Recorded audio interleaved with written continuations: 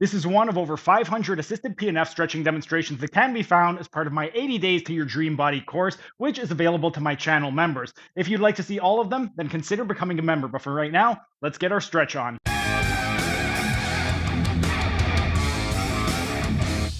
And while we're resting, let's continue where we left off. And now we're going to be working on the scapular depressors. For this variation right over here, it's going to be very similar, only we're going to be going to coronal abduction at 150 degrees. We're going to be in a very similar position. If you're going to be, depending on the hand positioning, if you're going to be using your hands, then what we would do is take the patient into coronal abduction of 150 degrees. And then we could use either the hand at the distal humerus, proximal radius, and ulna right at the crook of the elbow and stabilize behind the patient over here. Or if you are like me and you prefer to use more of your body leverage as opposed to muscle, it's going to be a lot better. You're going to be able to prolong the life of your career. So for me, what I would do is I would go elbow to elbow with the patient. So if I'm going elbow to elbow, once again, I'm going to take the greater trochanter of my femur and I'm going to sandwich it at the patient's back so they're nice and stable. And then from here, what I would do is I lock the elbow on. I'm going to lock my hand onto the bicep, place the hand at the proximal radius and ulna, and then I'm just going to lean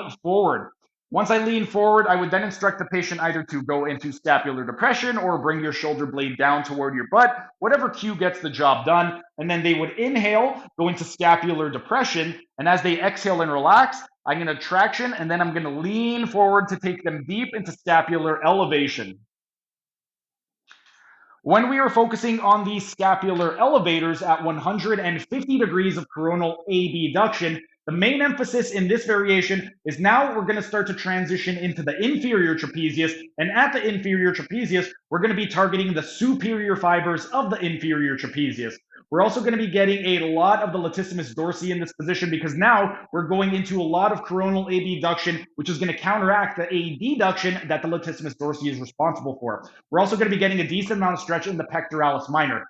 Some other muscles, we're going to be getting a little bit of the subclavius, and in this position over here, we are going to be getting the inferior fibers of the serratus anterior.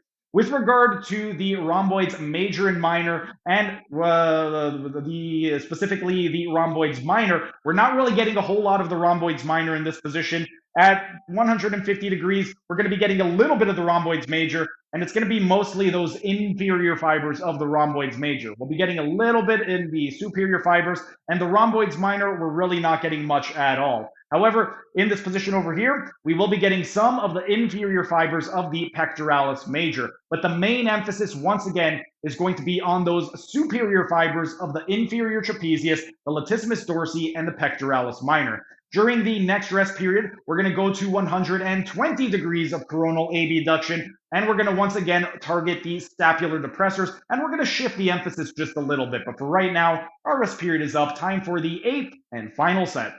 That was just a tiny taste of what can be found in my members only section. If you enjoyed it, become a member for only $5 a month to get access to hundreds of member only videos.